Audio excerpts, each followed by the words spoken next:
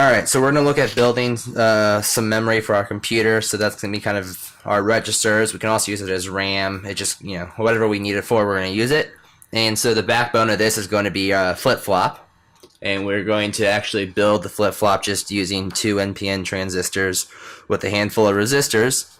And then that flip-flop combined with some other simple digital logic will let us, write enable the flip-flop, trigger it on falling edge clock cycles, clear data out of it, and it'll make it easy to use with the rest of our computer. So we'll start and just throw power rails anywhere for now. We'll move those later when we add more, but doesn't matter. And then we're going to start building our flip-flop.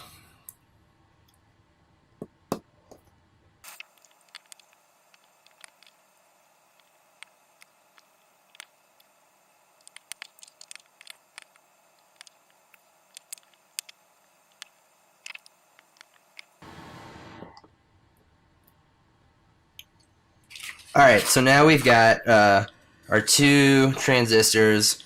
These 2 resistors kind of floating back here are just our our reset and our set.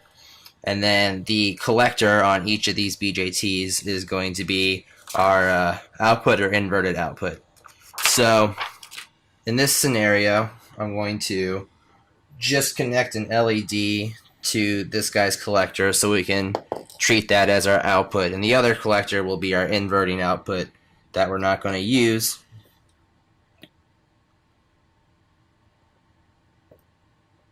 He'll go in there. Alright, there we go. So if I turn on the power, this is our output. This guy is not output, there's nothing there. This is going to be our set, and this will be our reset. So if I set, it turns on, and I take it out, and it holds its state. And if I reset it, it holds its state. Interesting, if I ground this, and I ground the reset, it actually toggles the same as setting the circuit. So that's kind of important going forward. But basically, I can write in 1, or I could write in a 0, and it will remember the state of whatever was last there. So that's kind of the basis of our memory. However, we don't want it to be constantly updating memory and just change every time something happens. We want it to only remember values when we want it to remember values, or when we tell it to remember something. So we're going to use a little bit of digital logic just to make sure that happens. So I'm going to turn this guy off. So what we're going to do is we're going to make a little AND gate over here, and then we're going to give one input to our AND gate, a control line, and then the other input is going to be the actual data. So if we input data and we enable a control, then we give it a 1. And if we input data but don't give it a control, we get a 0. And if we enable a control but we don't give any data, we get a 0 out of it. So it's going to give us the direction we want to head with this. So we're going to make an AND gate out of just 3 transistors.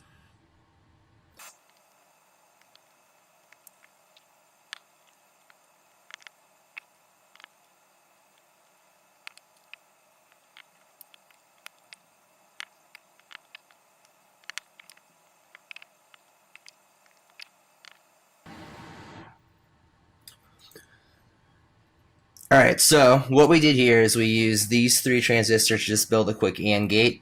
So the input to one of the components of the AND gate is here, and the other input's here. And then this guy is the output. So basically, if either of these are turned on, we activate the transistor. If both of these are turned on, then power is just going to flow through the transistors and drop to the ground potential. If one of these is off, or both of these are off, then power will not see the ground potential. It will just flow straight through here, and it will turn on this transistor. And if this one's turned on, then this guy just goes to ground, and there's 0 here at the output. In turn, if both of these inputs are turned on, then power is just going to go through the transistors and go straight to ground. There'll be 0 electric potential at this node, which means that power cannot go through this transistor. This one will be turned off, and so it will have to flow out this node right here. So what that means is if I say this node is our control and this node is our data, if I put a 1 here and a 0 here, I'm going to get a 0 out of here. If I put a 1 here and then I put a 1 here to enable it, I'll get a 1 out of here. Now, we can't connect this straight to here yet because, as you saw, if we get a 0 here, it will turn on the other one. And we don't want this to clear our data, if we get a 0 here, it will reset the flip-flop. And we don't want this to reset it unless we enable it with no data. So we're going to just do a little trick here and take another transistor. If I can get them in.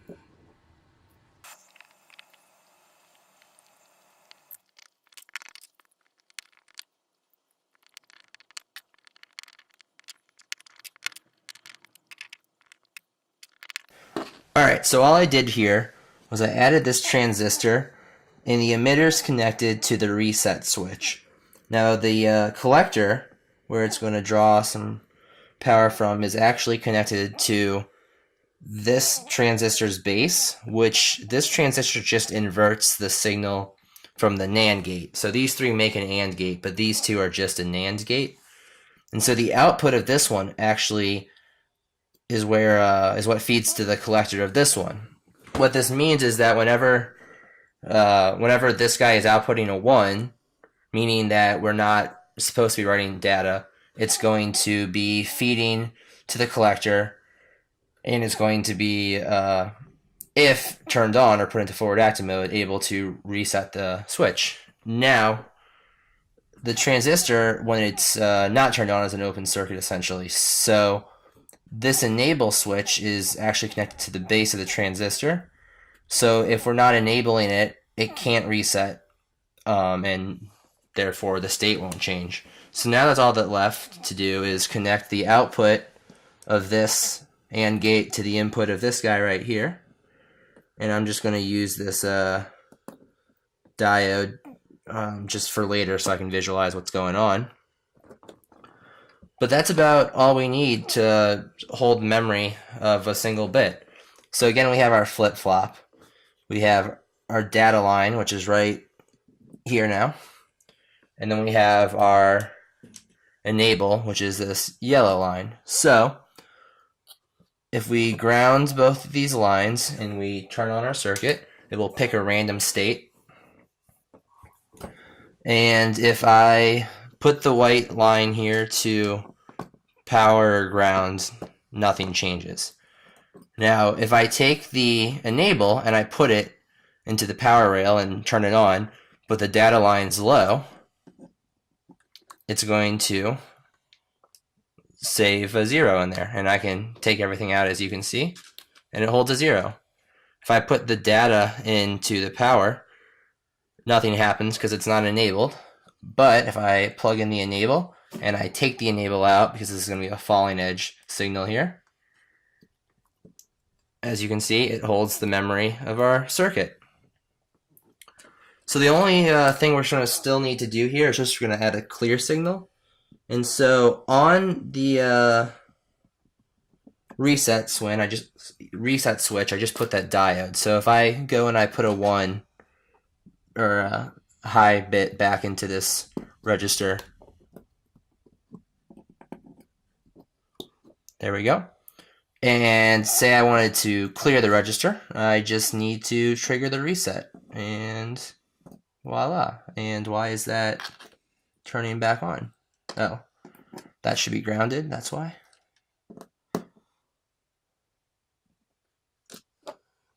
Well, that's awkward. That shouldn't be turning on there. Oh, these are touching, that's why. I had a short. There we go. Perfect. Alright, so again, we have our clear, our data, and our enable. So if I take my enable and I try to write a 1 in, nothing happens. If I trigger my write, or my read enable, whatever you want to call it, on the falling edge or the end of the signal, it will save the data and I can take it out. And as you can see, I hold the state of my logic. And then if I want to clear it, this guy right here clears it. So that's how we build a register. And I put 4 of these together and I tie all the control signals together, and that will let me, write 4 bits of information in at a time. And we, do that a few times and you start to get a full computer.